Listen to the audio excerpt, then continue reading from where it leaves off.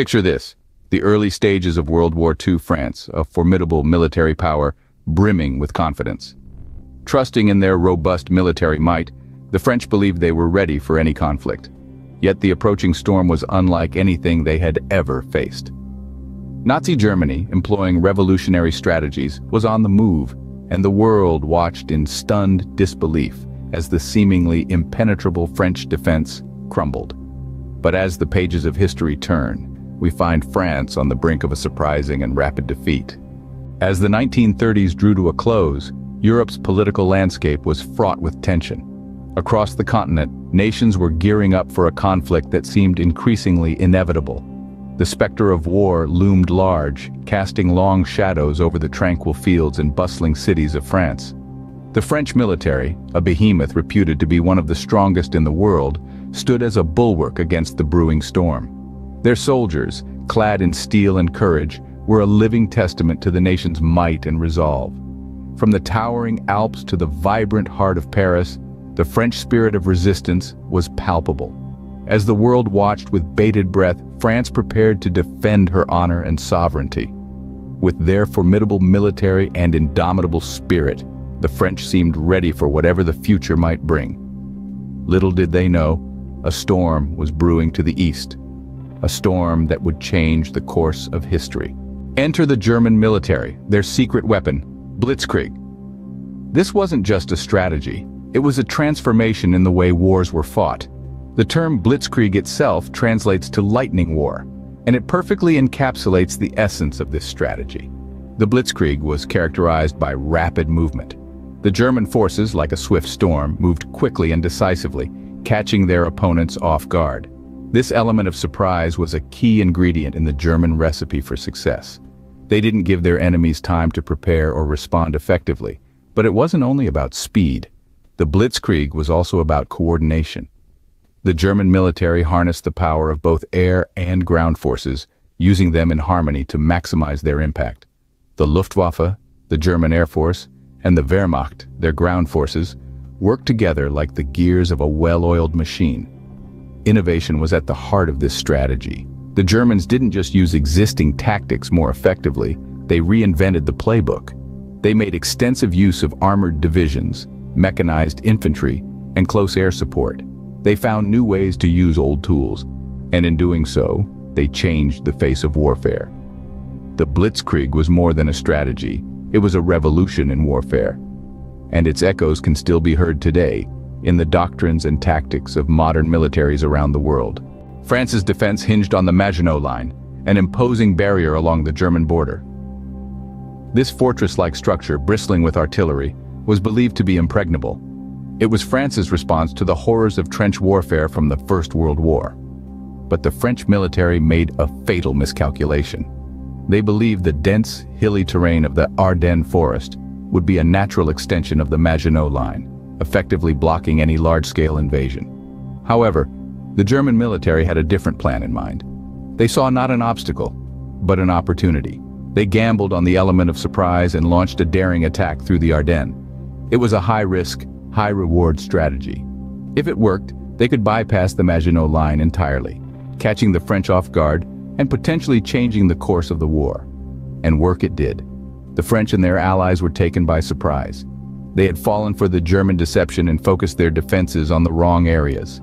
The German forces swept through the Ardennes, their tanks and mechanized infantry moving with a speed and precision that the French could not match. This was a masterstroke of strategic deception. The Germans had turned the Maginot Line, a symbol of French military strength, into a liability. It was a lesson in the power of unconventional thinking and the dangers of complacency in warfare. They say the best defense is a good offense, but what happens when the offense is unpredictable? The German military was not just powerful, it was fast, flexible, and relentless. This was a force that had evolved beyond the conventional strategies of warfare, embracing a combined arms approach that melded artillery, infantry, and armor into a single cohesive unit. Imagine a symphony where each instrument plays its part to perfection, creating a harmonious yet devastating melody. That was the German army in action. They integrated the strengths of different military arms, using them in tandem for maximum efficiency. Their armored divisions, the panzers, were the heart of this mobile war machine. These mechanized units, capable of swift movement across various terrains, were not just instruments of destruction. They were also strategic tools used for rapid deployment to surprise and encircle enemy forces. And it wasn't just about the tanks. The German military also utilized mechanized infantry, soldiers transported in armored vehicles, ready to support the tanks in battle. This allowed the infantry to keep pace with the fast-moving armored divisions, adding another layer of flexibility to their operations. But what really set the German military apart was their ability to adapt on the fly. Their strategies were not set in stone. They could change their plans in the heat of battle, reacting quickly to the shifting dynamics on the battlefield. The German war machine was not just about brute force, it was a symphony of speed and flexibility. This dynamism was a key factor in their early successes, allowing them to outmaneuver and outfight their opponents in the early stages of World War II. Imagine a battlefield where orders are given and received in real time, where strategies adapt on the fly. That was the reality of the German military during the early stages of World War II. This was an era when communication technology was in its infancy, yet the German forces harnessed it with impressive effectiveness. The German military used radio communication to great advantage. In the heat of battle, messages could be relayed quickly, allowing for rapid decision-making. This was a stark contrast to the more traditional forms of communication used by other world powers of the time. Radios were installed in tanks, aircraft, and other key units. This allowed for an unprecedented level of coordination between different branches of the military. Ground forces knew where the air support was, and vice versa. Information was shared, strategies were adjusted, and plans were executed with a level of precision that was unheard of for the time. But it wasn't just the technology that set the Germans apart, it was how they used it. They recognized the value of fast, reliable communication and incorporated it into their tactics. It wasn't just about passing along orders, it was about creating a network of information, a web of intelligence that could adapt to the ever-changing conditions on the battlefield. In the chaos of war, communication was the German military's invisible weapon. Behind every great army are great leaders, and the German military was no exception. At the helm of this war machine were commanders like General Heinz Guderian and General Erich von Manstein, whose leadership qualities were instrumental in the swift and decisive German victories. Guderian, often dubbed as the father of the Blitzkrieg, was a proponent of fast, concentrated attacks.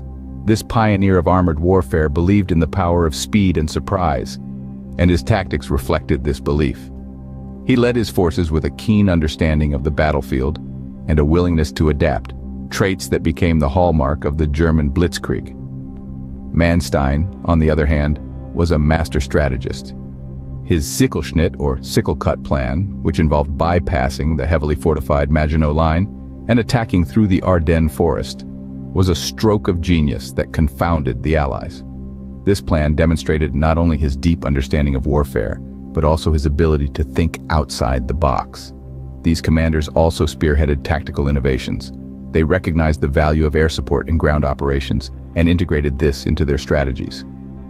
The coordination of ground forces with aircraft was a novelty at the time, but it proved to be an effective approach that kept the enemy off balance and allowed the German forces to maintain their momentum. Leadership and innovation, two factors that propelled the German military to unprecedented victories. These men and their strategies continue to influence military thought and doctrine to this day, underscoring their significant contribution to the annals of warfare. In just 6 weeks, France, once a titan of military power, fell. The Blitzkrieg, a storm of steel and fire, swept across the French lines, rendering the mighty Maginot Line useless. The German forces, with their innovative tactics, superior coordination, and swift mobility, had outmaneuvered and outgunned the French. The speed of the German advance, along with the strategic deception and effective communication, played pivotal roles in this swift victory. This campaign had profound implications for the rest of World War II. It shattered the myth of French invincibility, and it sent shockwaves across the globe, reshaping the strategies of the warring nations. The lessons from this campaign, from the effectiveness of combined arms to the power of surprise and deception, have been studied and incorporated into military doctrines worldwide. The fall of France was not just a defeat, it was a wake-up call. A call that echoes in the strategies of modern warfare to this day.